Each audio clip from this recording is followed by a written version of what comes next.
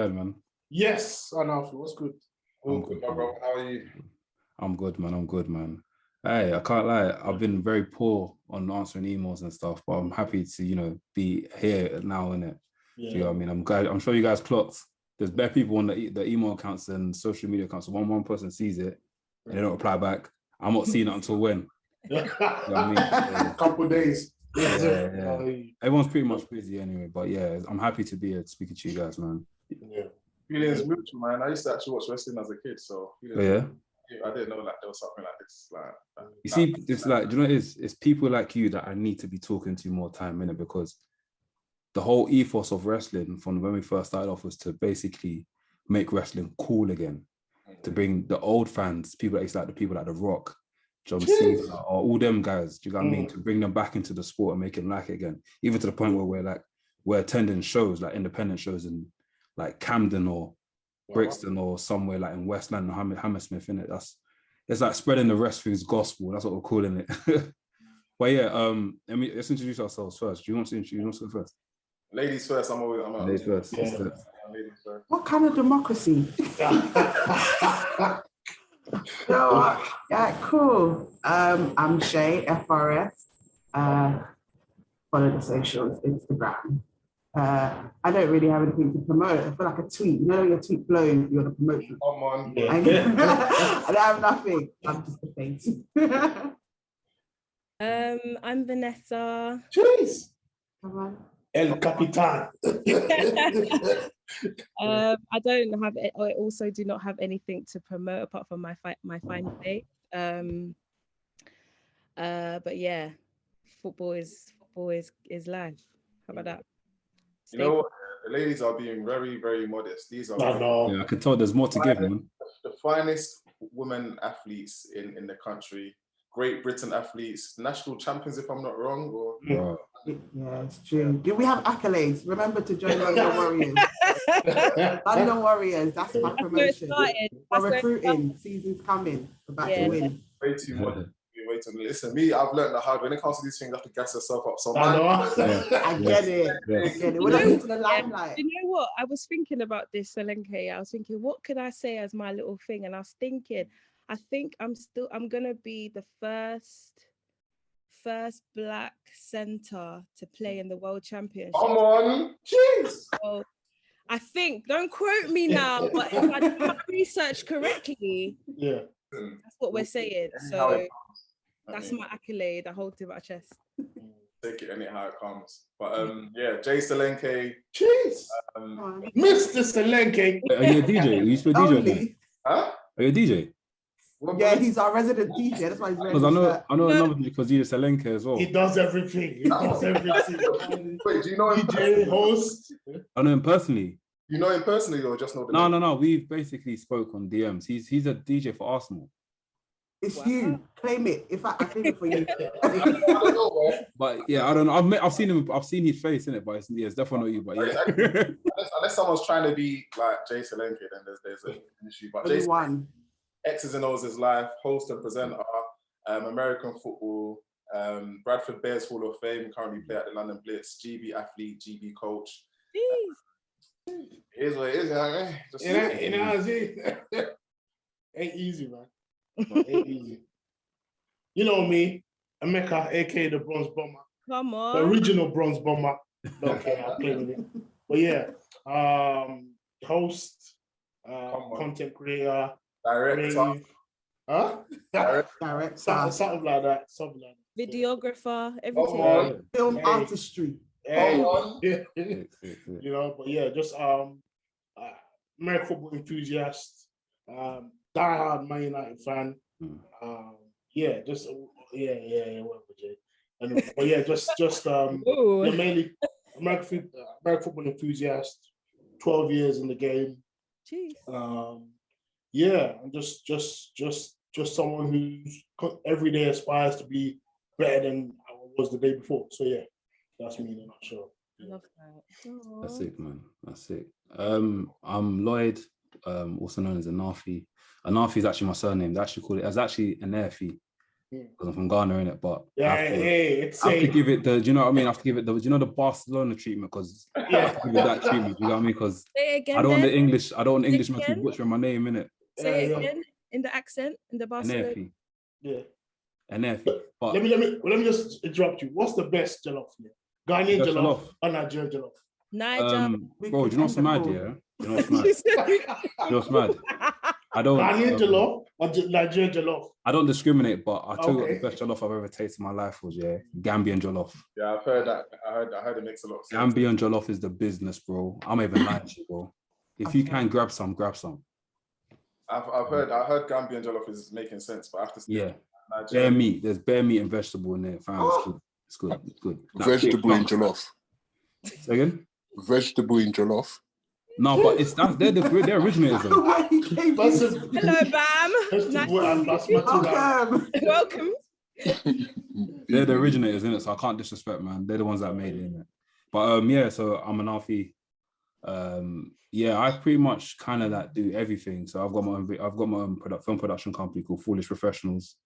So it's me and my friend, me and my boy that run it, and we do everything from like adverts to like music videos to you name it, anything that is, you know, video wise, we kind of do it. I used to manage, basically co-founded a football team called Beatty Squad. So I was the guy that was doing all the Where did I hear that name, Foolish Professionals, from? Because I and you used to do the thing at the end of the Foolish Professionals. So I used to do all of that. I started from the beginning, basically gave these guys the creative direction, put these guys up on the map, like done the whole documentary. The whole challenge series kind of came from me. And after like 2 years ago, I left the position, but not there no more. So I started Wresthings like literally in 2019, and literally took off. Done it because, you know, I miss wrestling and I wanted to talk to other guys about wrestling, and me and my mates used to watch wrestling at home, so in my uni. So that's how we kind of like came up with the idea, and I was like, you know, I ain't seen you guys in time. Let's try and meet every Wednesday to talk about wrestling, innit? So, and that's what's become. And now we're all content creators doing like cool stuff, like, you know, doing like top 5 videos and all that sort of stuff. And but I was gonna say something quickly. Do you guys remember an NFL player called NFL player called Jay Ajayi? Yeah. I'm good friends with him, man. Is it? Before the Super Bowl win, fam, let me tell you, this guy is one of the most humble guys ever, fam. Like, we shot his last, he does music now, innit? So it goes by the name of Finesse. Yeah. We shot his last music video called Berry Side. And he, like, I met him before. I met him when I was working on my old like social media company, and we just stayed in touch. My boy just stayed in touch with him, shooting music videos, and whenever he comes to London, we're just chilling with him, man. But this guy, he's got me still, but he's a good guy, lovely guy, man. Lovely guy, lovely guy. Win the Super Bowl.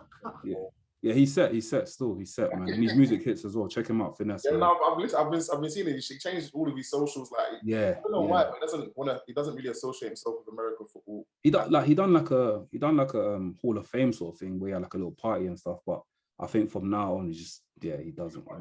Was it about his football career either. Wasn't he doing that esports thing? He was in esports, but I don't think he's doing that anymore. He's just concentrating on music now, and We might need to put our heads together and work something out. Man. Yeah, let me know. But it depends if he's still on talking about the American football. I can try and like, you know, put some work some things out for you guys. Yeah, man, don't you, man. Next, the plug. And we just talk about life after football kind of thing. Just, That'd be dope. That'd be sick. Yeah, just to chop it up, just to vibe with him, really. Nothing. I'll give him a message. Yeah. Mad. So we're gonna let's jump into it then. Yeah. So Anafi, how did you get into involved with the sport? Have you wrestled yourself, or you know, are you just I'm literally trying to sort out wrestling training very soon. Yourself? Yeah. Like in a couple months. How we got into it. So I've always watched wrestling, innit, from young. I grew up on VHS cassettes, so people call me VHS Pappy. Yeah. Got from VHS cassettes.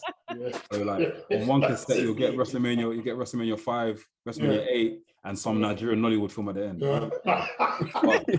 But we mixed up, and after we used to trade, like, I remember I had a friend called Charlie, big him up, Charlie. He used to always like I didn't have cable in it, so I used to go to my Elimination Chamber is this week. Like literally, summertime is this week. Could you basically record it for me, and I'll give you like money, like £1 or something like that. But no, mate. Do you know, I'll give you for free, mate. So I just take it from him, and after I had nothing to give Charlie. I'm sorry, I had nothing to give him. Charlie. Yeah, man. He just used to give. Trust me, big him up, man. He just used to give me tapes, and I was just anything wrestling related. I was there, fam. Like to the point where I think my dad used to get angry at me, man. Were you the type to try the moves on your cousins and that? Because I remember when I was watching wrestling, like, of course, but like, where you're on a trampoline bouncy castle, you have to sneak in a little rock bottom or side. Do you know what I mean? So, it's nice, but that's how I got into the sport and just fell in love with it. And I think because technically speaking, I hate my wrestling friends, my actual wrestler friends are gonna get annoyed at me saying this shit, but I'm so sorry, innit? Wrestling is actually technically it's similar, it's simulation, it's fake, right? The output, what happens, it's basically plotted, isn't it? You can't say that. I'm being honest. Like they'll tell you, innit? It's a simulation sort of sport, innit? But it's like the way stories are told in the ring is the reason why I'm still watching it to today. Yeah. So you can look back at stuff like Stone Cold versus The Rock. The Rock always trying to get the one up on Stone Cold, and Stone Rock never does it until Stone Cold retires. Do you get what I mean? Or even a perfect example, recently we had a feud in a new promotion called AEW, where a wrestler called Hangman Page was not confident to the point where like he had to basically strip that off him and said, you know what, I'm gonna win a title. And after he went out to go win it, and people are crying, people are emotional stuff, innit? It's what makes you watch the sport. In your feelings. When we were growing up, we were in our feelings. Like when Eddie Guerrero died, my whole household that's real stuff. On standstill. He was my uncle. Everybody was talking about when he died, like we knew him. So it's probably believable. It drags you in, and everything, like, because it's such a it's a family sport. So every age in the household, when all the cousins are around, we put on wrestling and everyone gets into disarray. You just hear shouting and banging. That's how it starts. Every household. Yeah. Trust you. Yeah. How do you guys? I cried when Ultimate Warrior got rushed. I don't know which wrestling. Honestly, man. Like me and my brother were just crying, and I was like, that's when I knew how much I loved wrestling as a young kid. You know, seeing Ultimate Warrior was my guy, energy. I like. I had all the action figures, everything. I just obsessed with Ultimate Warrior. And then Stone Cold came and just. Stone Cold is the guy. Down, Stone Cold is the guy. I told my boys, I said, fam, the day I see Stone Cold, if I get Stone Cold on a podcast, I'm not even gonna speak. I'm just gonna look at him the whole time. Like, bro, I have so much love for that guy, fam. He's just completely different, fam. Like, he's the best. Like, my favorite wrestler in terms of now storyteller. He's a great storyteller. He's basically a great actor. Do you know what I mean? He knows how to evoke emotion. He knows how to get people to go come follow me. Do you know what I mean? He's sick, man. And he held a Bible verse 316. I know. He was doing it for God. Just Christ. Look at that. So how do you guys get into your sport and stuff? Do you guys play? Yeah, I see you guys play. Well, we got one retiree, but the rest of us play. Who's retired? Bro, I quit. I didn't retire. I quit. Say it now. Are you coming out of retirement? Yes or no, bro? No. But me personally, I started second year of uni. My first year, I was invited to come down, and I said, all of this hitting people and stuff. Listen, leave me out of it. But then they started winning, and then there was a whole kerfuffle about me playing normal football in my university. What do you mean normal football? As in like soccer or? Like football for kick football, yeah? Yeah. Okay, cool. Because I used to play that at a high standard. But I went to university and they didn't really appreciate my talents. So my second year, I was like, fun the football team, man, bunch of like bums. I'm gonna try American football out. So tried it out. I was just that good. So I was like, I have to enjoy this, man. I have to enjoy it. See, people, I'm being in trouble before I injured my knee. No, I didn't get injured. They purposely just didn't want me on the team because I didn't look like everyone else, sadly. So, second year, I went to American football and I haven't looked back since, man. Sick. So, are you the founder of like you the guy that started off Exs and Os, yeah? I'd rather the girls explain how they got into the sport first, and we can get into it. Also, yeah, go, yeah, sorry. Before we open the can of worms. I'm sorry. Yeah. Shay, is it Shay, right? Yes.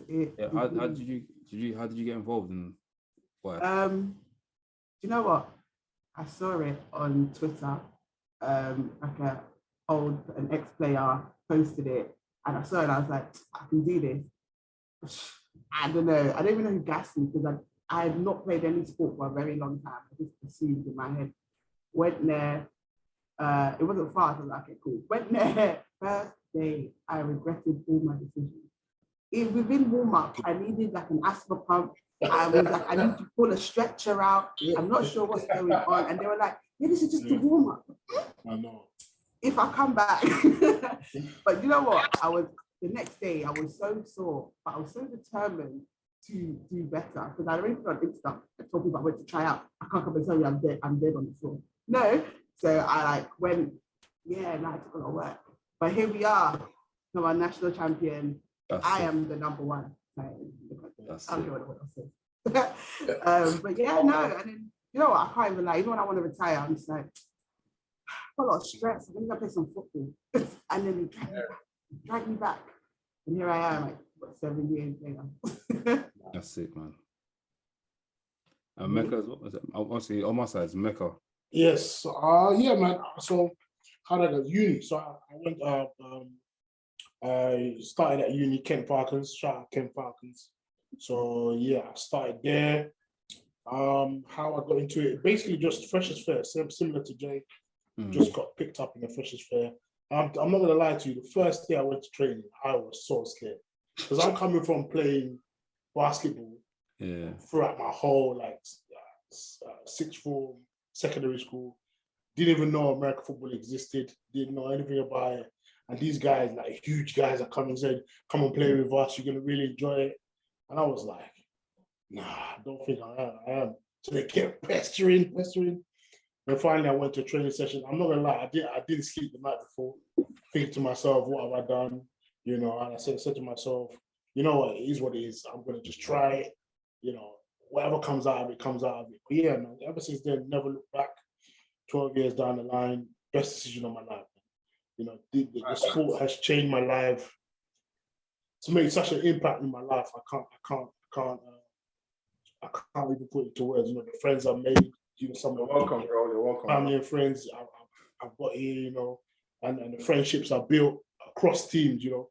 It's one of those sports that you build a connection with people that you might not build in your normal walks of life, you know. Right.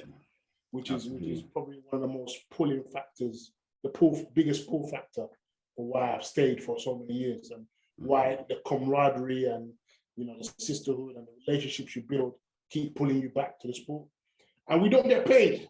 None of us get paid to go into work with one leg. You know, I've had injuries, busted knees, busted shoulders. Yeah. But every year, you know, when I really felt it was when my mom said to me, like, "Oh, this American football you've been playing, I haven't seen any trophies. Why did they pay you? Why are you playing American football? I haven't seen any money in my account." That's what I knew, like, rah, why am I playing this sport? One leg, I'm in hospital, coming back from hospital, in the cast. But yeah, it's the love. Yeah, that's what it's about, man. That's it, yeah. So it's about. Yeah, so currently playing for the Kent Exiles. I'm on my last legs, you know.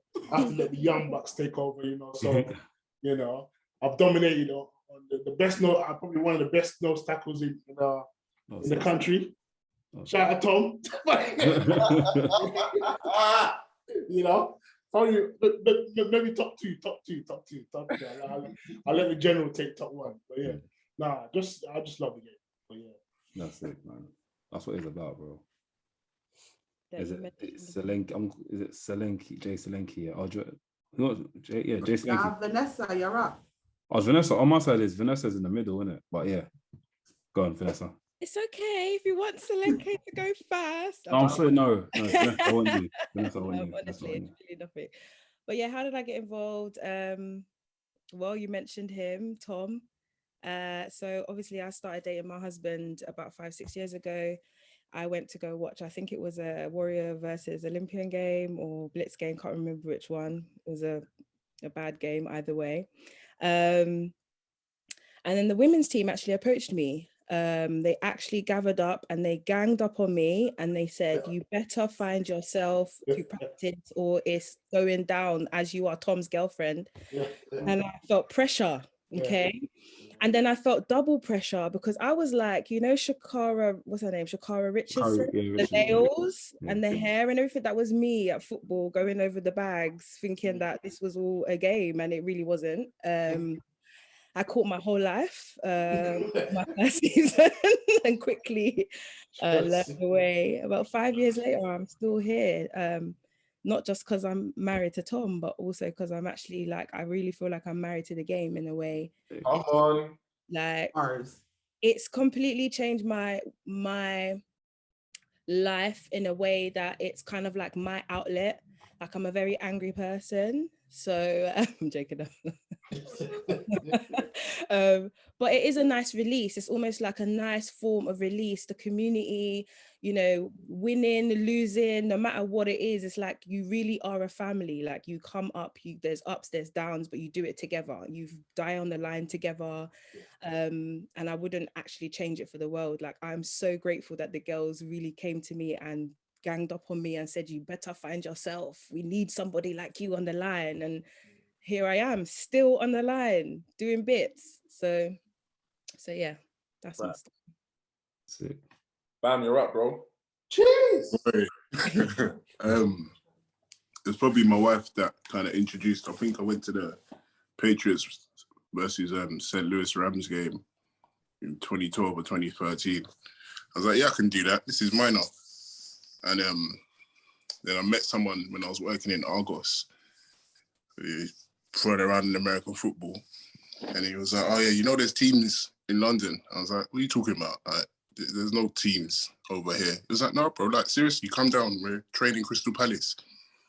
So went down on a Sunday, the following Sunday to Crystal Palace, and London O's were training there. But they weren't doing American football training, they were doing all conditioning training. And this was run by a lady called Mel. And I was just like, what the hell am I doing? I was blowing, like just gassed off of just not being fit and whatnot. And I was like, I'm not sure if I want to do this. And then 4 weeks later, they started padded training. I didn't have any pads, no gear. So I got all my stuff loaned out to me by, I think it was Coach Rick at the time. Then I went up for a blocking drill and I broke my wrist. I was just like, yeah, this ain't for me. Like, there's no way I'm gonna get escalated. Wow. You guys, Vanessa and Shay probably remember John Topman? No. Nah, yeah, paid for O's and then he went to Warriors with Stephen Hull. Yeah, that guy was a big guy, bro. Not Jason. And I was like, I'm not sure if this is for me. And then went back when my wrist was okay. And then, yeah, man, 10 years later, obviously I've quit now because of the injuries. But honestly, the best times of your life every Sunday, knowing that you have a practice or a game, meeting these guys, forming the friendships and all the bonds that you have, it's timeless, man. Like, there's no price that you can put on the amount of fun that you have playing American football. You guys are gassing me. I feel like I want to start doing American football as well, bro. Hey, man, listen. Whenever you're ready, man. I can't lie, I'm a bit shook in it. Same way I'm shook at wrestling, like the whole CTE thing and all that sort of stuff. I don't like, I know me, yeah, when I get hit in the head, I'm knocked out, fam. I'll tell you a story, yeah. The first time I padded up and I was playing a game, yeah. I was in uni, we were playing a scrimmage against the team, like, that's the best in uni at the time, that was Sterling. So imagine, like, Real Madrid are going to play West Ham, for example. No, West Ham, come on, give it respect. That's my local team. It's not like Chesterfield or something like Chesterfield. We'll go QPR. So Real Madrid are about to play QPR. So I'm this skinny little guy. I'm a lot skinnier than I am now. Got my helmet, my shoulder pads. This guy, it looks like Goldberg, for example, had it up. He's running at me. I'm just here like this. I don't have to tackle no one. This guy trucks me. He runs through me. So I'm on the floor. I'm holding my body up. I'm meant to be hurt. And then, like, 2 seconds later, I'm like, I'm not hurt anywhere. Like, what's happening? Like, see, hey, that's tapped, you know. I'm meant to, because I got shoulder pads and helmet on. I didn't feel anything, and that's for me. It's like raw. Like, this sport is sick. Like, you need to tell me someone can hit me like that, and I don't feel no pain. Like, it's not adding up. So that's what I was like. No, if man spears you, yeah. Obviously, you're gonna okay, that makes sense. It's different because that's but if someone like helmet to helmet, like it shouldn't hurt, sort of thing. But yeah, you got the mouth guard and all that sort of stuff in there. Everything. I wouldn't play this sport if it could damage my face. Like, this is the money maker. Yeah. So you're telling me that rugby is not the thing then? I wouldn't play rugby. Nah. No way. No, broken noses, 24 ears. No way. Forget it. But even then, like, I feel like pain is one of the things for both sports that like is part of the black culture, that we don't go there because we don't like pain. We don't like the thought of pain. We're not even going to put ourselves in the risk of getting pain. Whereas like other cultures, they're just like, if I get hurt, fine, I'll get up. We're like, I'm not trying to see myself even an inch hurt. And if we are hurt, it's dramatic. It's going to be Nollywood style. I'm even going to faint in style. That's what I feel like. So a lot of like black people stay away from the sport. As soon as you say you play American football, but you must get hurt a lot. Actually, no, most of my injuries are me. I'm so clumsy. I am the problem. Like, very rarely it's been from someone actually hitting me and I get it. So I know the difference. But even with like wrestling, when I was growing up, like when you got like my mum would come and be like, don't do that, you're gonna get hurt. We're already mastered it. We watched how to do it where it's correct, but you're gonna get hurt. So now you can't do it. And it just steers you away from that. So if more people knew that, anything actually hurt inside. Because watching wrestling as an adult, I can see where they're faking. But when I was younger, it looked so real. It didn't look fake, yeah. It looked so Can I tell you something that's gonna spin you, yeah? Can I tell you something that's gonna spin you? You might not know it, but I've heard from wrestlers and people that have done wrestling training that you see when you run ropes, it hurts. Yeah, of course it will hurt though, bro. No, but people don't know that. People think like when you run ropes, like okay, like when back in the day when Hulk Hogan used to run ropes. Obviously, when you're doing like when it's like WWE, I'm sure they wrap up a bit more, but you're gonna have to train, right? So when you run ropes in training, when you take off your shirt, apparently you've got bare like scratches and serious. Yeah, serious things, fam. There's also nothing as well called bumping, where you like you stand up and you fall down just to like take a bump, just to feel like take a bump. And apparently even that even makes you tired as well. So there's just bare stuff in wrestling that it's kind of like, obviously I said to you, it's stimulated, it's fake. Like some parts of it's fake, but the actual doing of it, it hurts. Like you think someone give you a suplex, you're gonna get back up, you'll be weird. Exhausted. I think the reason why we understand that like it hurts is because we're elite athletes as well, so we know the grind that goes into what other elite athletes have to do as well. So American football's the same thing, bro. Like Bam said, there are days where you might not even put on a shoulder helmet and shoulder pads, but it's going to hurt because our coaches are making us run laps, running to each other, like crawl through stuff, like flip tires. It's painful, bro. Even like tackling practice, sometimes I used to be that kid like in practice, like tackling practice, I had to go to the toilet because it hurts, bro. And that's what practice. Imagine doing tackling practice when you guys run at each other and just take each other out, or what? Kind of, bro, yeah. So for example, say if you're fighting your op, you see your op there, you're gonna go 10 times harder. You're gonna go like a rhino, bro. Exactly. 10 times harder, but that's mad. That practice is like 50%, but it still hurts. So we understand that the practice element of it is not easy, bro. Yeah, it's not. Even catching fireballs, like let's talk about just catching the ball from. Like when you just lean over, like they swing that ball in your hands and it breaks your finger. I've got fingers that will never heal because not because I'm catching it. Show me guys fingers. Fingers are okay, but I'm trying to marry it. I'm not showing my hand. But it's not because I'm not catching it right. It's just because the QB is throwing it so good. She's trying to get it through my hand. That's your job. My hand is to try and why would my hand be catching such a speed? Therefore, my fingers collapse. I can't tell anyone my fingers broke. We just have to be like, shake it. Take it off. That's true. I think playing this sport, your threshold for pain goes up. Like once the adrenaline, when you're playing in sport, when you're playing the game, the adrenaline is so high that your threshold for pain just goes up. Like, when that adrenaline runs out and it's Monday morning, you're sitting at the desk and your body can't even get up. Every time I sit down and get up in the office, you just hear. before this whole work from home thing, yeah, Monday morning, yeah, I would go to the office. My like, colleagues would be like, "Is everything okay?" Like, I'm fine, bro. I just had a long game the day before. So, are you sure? Like, you don't want to go? I'm good, man. I'm used to it. Once I sit down, I'm not getting up. Yeah. It's a wrap, man. But yeah, man, wrestle things, like why and how is it impacting like the Black culture? Is it something that was needed? Something that you guys saw gap in the market in, or Do you know what it is? for people like us as well? Because where I'm a secret fan here, and like Naomi is one of my favorite like superstars. I know me, she's a businessman. But I feel like they've been doing her and Bianca Belair. Yeah. I feel like they've been doing people like them too bad for the longest sort of thing. Do you know? Okay, cool. I'll answer the first question. So, has it done a lot from what we've been told? Because we've got like a big forum group chat, and there's people in there that I can actually say I think majority of everyone in there is basically my brothers and sisters that we've basically found something that we've loved, and from that moment there, we're not going to stay in touch. Send love to each other. Merry Christmas, happy birthday. We invite each other to christenings, birthdays. Like, we're now a family now, to the point where like we roll up to shows together and people know who we are. Like, I remember something funny happening like 2 weeks ago. We went to a show in Camden and one guy saw me and he gasped.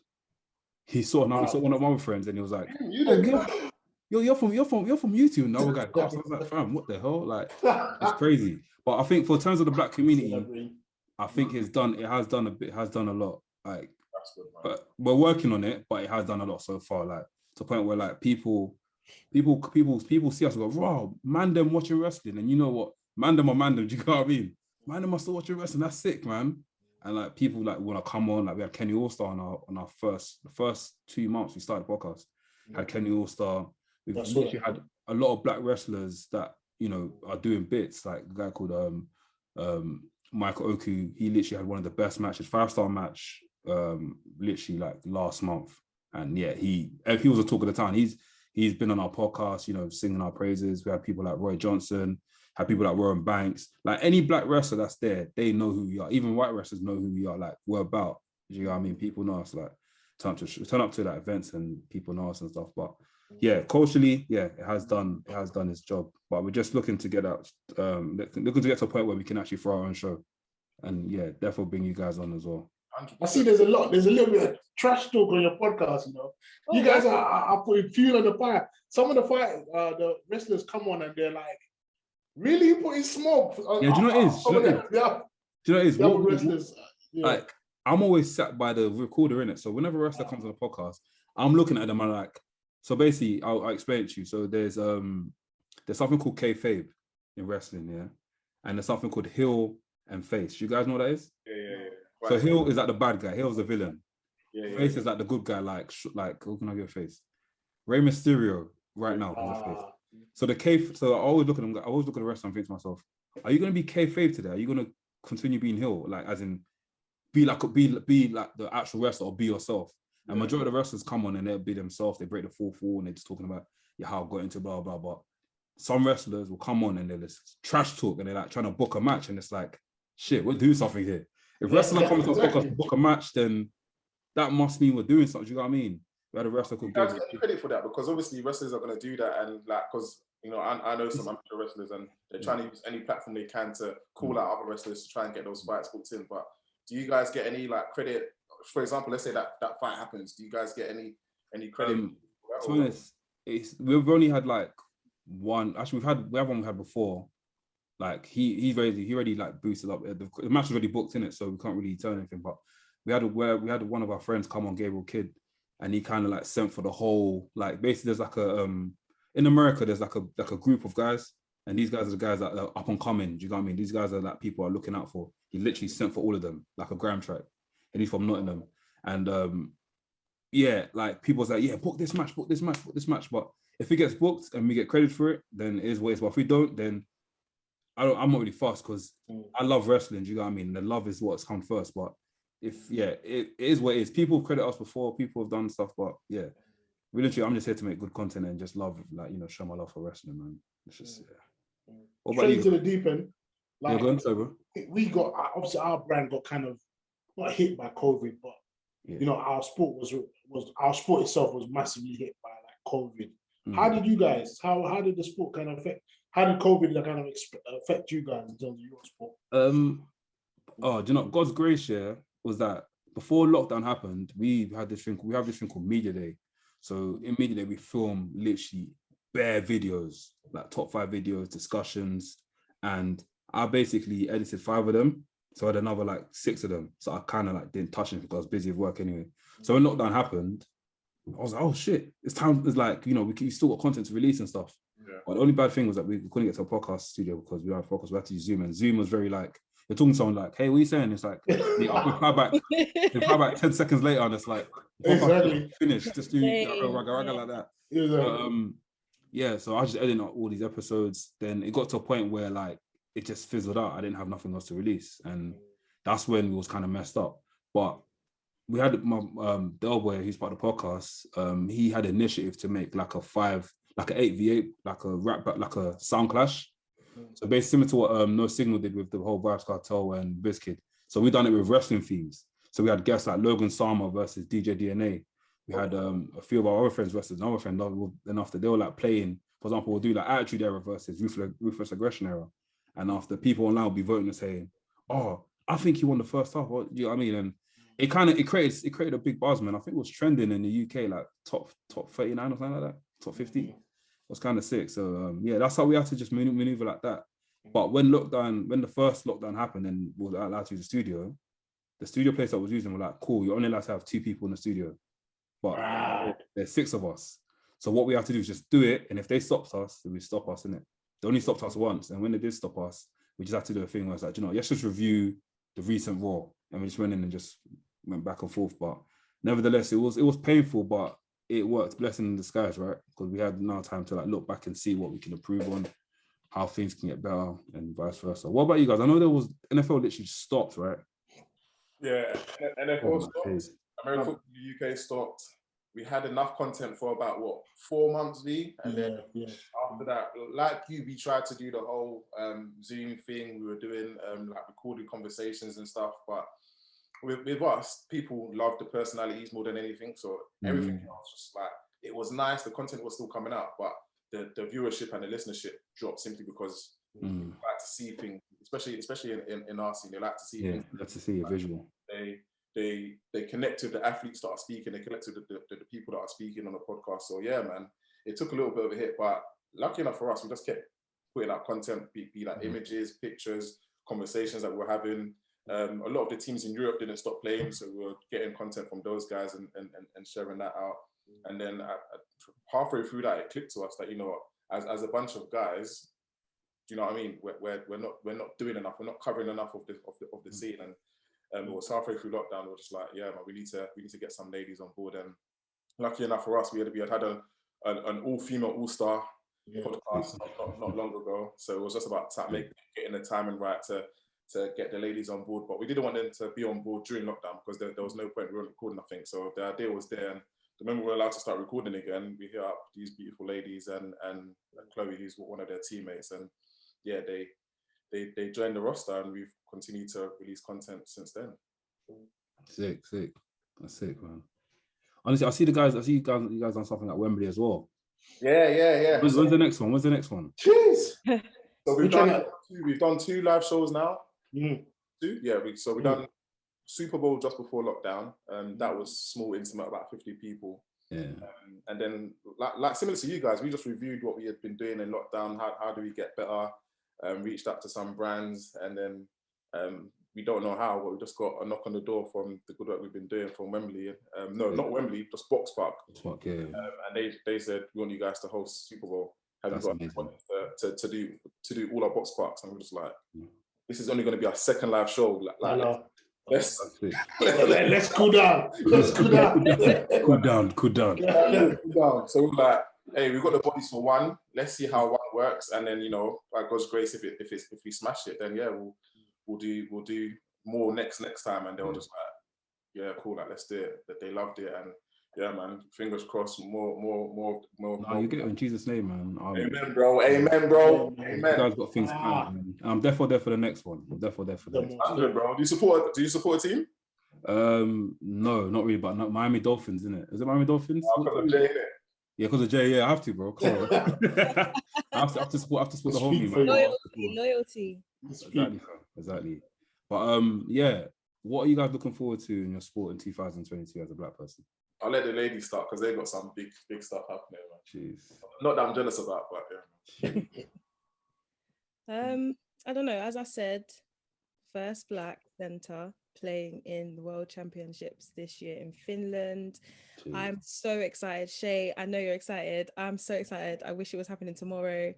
But I just can't believe, like, for me as a black person, especially like this is going to be my last season as well. Just saying this out while we're here, might as well say it. Because, you know, I am married and I am planning to have some children. So that's kind of my next steps. But for me, the biggest thing for me is the fact that my kids are going to be able to watch me in the Euro Championships as well as World Championships. And I think that's all I've ever been wanting since I've started playing this game, and I'm finally here at the top of my game, like making it happen. Like, it's surreal. Like I'm actually so gassed. So and I just hope that afterwards I'm able to kind of like, I don't know, somehow influence, coach, I don't know, like kind of still be a part of it. I don't ever think I can really step away no matter what happens, because I'm just in love with the sport, man. I think my kids, I don't know, they just need to play offense. That's what that matters. Some would say otherwise, you know, but I know. Offense is life. But yeah, that's me. That's definitely what I'm looking forward to. Oh, mine's the same as Vanessa. Yeah, my one thing was because you'll be watching me on TV. So I'm just there like, I want to go abroad, play, see like outside. I feel like I've been playing the same people forever, even though I haven't. But I just feel like outside is a whole different ball game where it's a different, I hope it's a different level of football. Then I can really test if I'm as good as I thought I was.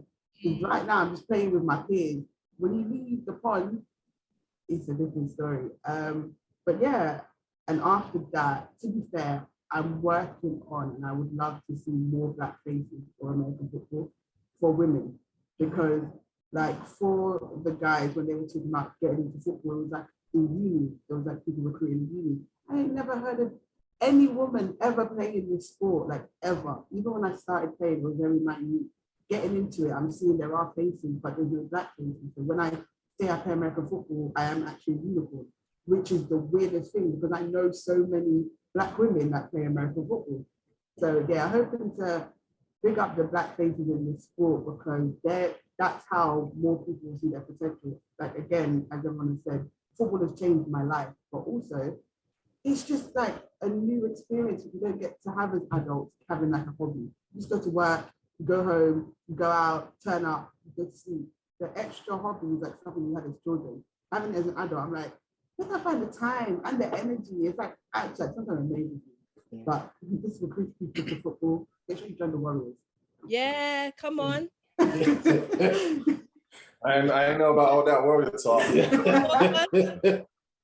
Don't hate the player, hate the game. Yeah, here we go. Yeah, I think it's great. I think what you're seeing now is, you know, with the likes of the NFL Academy emerging, and shout out to the Honourable Tony Allen from the Warriors, who's doing, and his whole team of coaches who he's building up, who are doing fantastic work, getting guys, you know, young guys who grew up from places where I grew up, you know, where Bam Bam, Jay grew up, you know, rough areas. I grew up in Stratford, where it's either you go, like either you, huh? You man are local like that. Yeah, man, come on, G. You're custom house. Yeah, come on, G. Come on. I was raised in custom house. I can't talk too much about custom house, you know, but yeah, I know custom house. Yeah, yes. Let's keep it like that. Let's keep it like that. Yeah. Big up Newham, man. So wait, what do you guys from East London? Say it? What do you guys from East London? Yeah, I'm from East London. South, baby. I'm really from North England, but you know. So where are you from? Where are you from, Jason Lee? CT, bro. Can I tell you? Yeah? Bro, why are you shouting, bro? It's okay, bro. I'm a bro. Listen, hey guys, bro, I'm a dad now. Do you think I care what people think where I'm from? No? He said CT. Even I was thinking, I was so confused. I was like, where is it? Gentrified. Hey, Jay, how old are you? I was about to say town. I think I'm close to your age. That's why when you said Beatties, I know a lot of the Beatties boys. I swear. Yeah. We'll talk. No, That's it, man.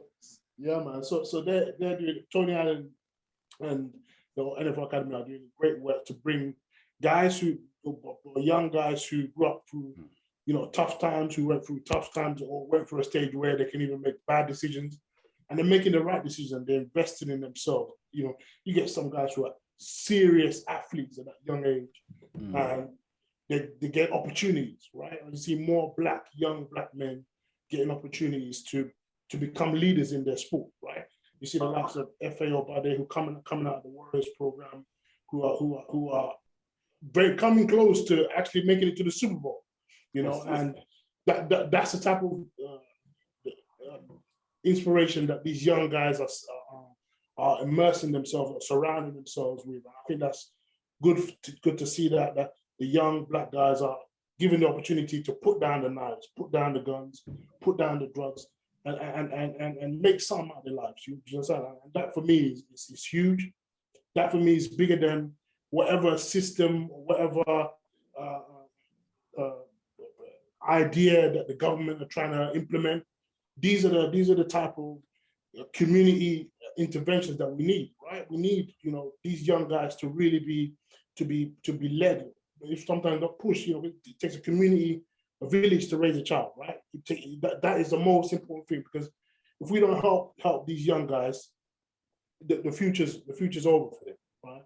And it's so important that it's nice to see that, community champions are invested in young black guys. I think for me, that is the most powerful thing, that the sport I'm seeing as part of the sport. And I'm looking forward to 2022 and seeing more and more people going into the NFL, going into colleges and giving themselves the best opportunity. Facts, man. I think Emeka summed up everything I would have said from an Exs and Os perspective. I said it to the guys maybe last year, but someone said to me, I was in a random chat, that Exs and Os are the biggest American football influencers in UK, and I was like, we ain't no influencers, man. But, if I was to show you our DMs of kids, women, old men, everyone that just see what we're doing and want to get into the sport, be that by an academy or asking us how to get into Europe, or asking us to put them in contact with different people, or saying that this podcast has changed my life, or this podcast has given me a new perspective on football as a whole, man, that you'd be mad surprised that a couple guys in a room talking about a sport that they love is impacting and touching so many lives. So for me personally, and I've said this in the past, I want everyone that's part of Exs and Os to be the next faces of American football in the UK, man. There's no reason why, the ladies in our team shouldn't be front and center talking on Sky Sports about the women's game. There's no reason why some of the guys in our team aren't behind the camera, or aren't the content creators behind what we're seeing from JD Sports or Adidas, or whoever it may be that's producing the content for American football at the moment. Me personally, I'm sick and tired of seeing either the same faces or brands and industries being lazy and saying, because he was on Love Island, he's going to Can I say something, please? Bro, I'm holding my tongue for too long, bro. I'm holding my tongue for too long. We got time. I've got to say this quickly before you continue. Bro, I saw something last week and it kind of pissed me off. I was kind of like, but wait, these men don't like American football. Why don't they get people that appreciate the sport talking about it, or even get the flight to go out there? Another example, WWE had a show here, their first show back, I think it was SummerSlam or something. Yeah. Bro, there's wrestling fans in the UK. Why are you giving tickets to people that's on Love Island to watch SummerSlam? What the hell? What do they know? They're just going to be taking pictures like this. And all this. John Cena. No. My biggest pet peeve about all these brands, and me personally, I've vowed that within the next 3 years here, one of these Super Bowls, they're going to invite us. We're not going to pay. Oh, you will. Yeah. Earlier than that, bro. Bro. There was more than 10 to 20 tickets that I've seen influencers tag saying, thanks NFL UK, thanks this brand. And this is not me calling out NFL UK. We've done fantastic work. Yeah. But there's so many brands, thanks this brand for flying us out. These guys don't give two damn. Toss. Bro, And again, like you say, it doesn't cost them anything. But you know, people that are actually passionate about the sport, you know, and it growing not only in this country, but to people that look like us, you get overlooked too much. So that for me, that's one of the biggest things that I'm looking forward to, not only this year but moving forward. And as a band, we're here to take over, man. And it's just breaking all those barriers. I think it's more recognizing that the talent is over here too. There's so many of us now having the opportunity to go to like Europe, going to CFL, going here, going there, and everywhere. So shining a light on. It's a young man's game, isn't it? It's a young man's game. Us old guys are just here because we can't say goodbye to it. But now these young kids have got opportunities to do things that we would have loved to do when we started. There's so many guys that I speak to. Me and Emeka was on a call with a guy who's at Bristol Academy, and he did it. He was doing his what was he doing? His dissertation or something. Course. His course, and he said he wants to do on X's and Os. And when you hear that stuff, it just reminds us how, you know, like how much of a good job we're doing, and you know, things like that. So yeah, the opportunity for them is something I'm excited to see. Stories from these kids about how far they go over their career. You know, as Emeka and Jay touched on, the FA Abardo. I remember playing against FA, and this guy was just wreaking havoc all along. But there's so many kids that are like him, you know, that can do, and probably, obviously, I wanted to see FA win a Super Bowl as much as I don't like the Bills. But I want to see other kids get into the league, going to the colleges, having their stories to say, and saying, oh, yeah, you know what? It was the X's and Os that influenced me to push my career further and actually see, you know, it can be a career, not just a game that I enjoy playing. But as Solanke was saying, 3 years we've got to be there, because these same guys are telling us we've got the same 24 hours in a day, and they're going to Super Bowl, but they don't know nothing about football. It's ridiculous. But we move, man. We move. Shocking. Facts, man. But yeah, shocking. Yeah, wrestling, all things wrestling. You talk to us, man. What's your sort of... I think for 2020, so basically beginning of the year, I prayed, pray that, you know, may God expand everything I'm doing. So I just pray for expansion in every single aspect of everything. So whether it's film, whether it's my family, whether it's finances, you name it, expansion everywhere. So our whole thing is just expand. It's crazy because I don't know, maybe one day they will come out and show, like, give us the right appreciation or whatever. But bro, we talk to wrestlers every now and then, and wrestlers will be like, yo, do you know we listen to you in the locker room? And these wrestlers are not just like, it's not like an indie show wrestler. If it's indie show, big up indie guys, but these are like WWE wrestlers that are saying this to us. People that work for WWE that are saying, yo, we listen to you in the locker room. We do this, like, we appreciate you guys. Like, it's crazy. So I think it's a case of just expanding in that way, and just trying to meet these people and just bringing more people to love the sport again, man. Because my boys, like, I have a few of my boys in the group chat, like, whenever they come to my house, I make sure they watch wrestling. To the point when I'm putting on AEW, like a new promotion, AEW on, and they're watching, like, why is CM Punk back, or why is this? I'm trying to get these guys to watch it again and try and get these guys to love it again. And our hope is to one day have a network where we're like, you know how WWE is, right? Yeah. WWE's got a network. We have our own network where we're actually showing our own TV content on TV, and it's all wrestling related. We get guests on, we get this on. Like, you know, the podcast is one thing, but we're trying to do bigger than the podcast, bro. Amen, bro. And there's a lot of content creators out there. There's a lot of companies out there. For example, I didn't even mention no names, but we're trying to take over, bro. Obviously, we've got our squad and stuff. Big up Mex, big up WrestleMania UK, big up Kick Out Podcast, big up GG. There's a bunch of content creators that are out there, but not that they're being silenced, but no one's giving us the look in. One day, we're gonna take over, bro. I always say these guys, listen, I'm here to eat them and eat their babies, bro. I'm trying to take over. Like, it's crazy. This sport that we're in, we're all a minority, fam. Yeah, I love how we're like secretly all in the same boat, because we're the same thing, man. Because I thought they gotta be arrogant sometimes, you know. It's mad. You know what?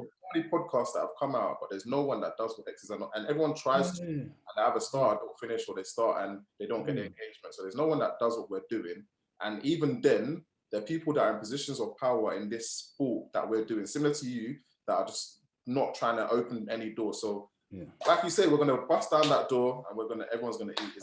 Listen, it's the motto of 2020, bro. Listen, we have to take over, bro. Expansion everywhere, in all instances, expansion everywhere, man. That's what we're looking to do, bro. Tapping into that, man. Tapping into that. Even if they're not opening the doors, build your own damn building, man. Build the building on top of theirs, bro. Exactly. Balls get you in the door, brains keep you in the room. Capsize it, fam. But yeah, man, it's been nice talking to you guys, man. Yes, man. Very refreshing. I'll get you guys on social. Like you out there, so no, I appreciate it. Yeah. Let's have some Gambian jollof together, man. No, let's do it, man. My friend's mum sorted it out for me, but if there's a restaurant around, then let's do it, man. Let's link up. Down. I'm down. I could eat. Let's do it. Hey, wow. Thank you, everyone. I think we're at the end of the day.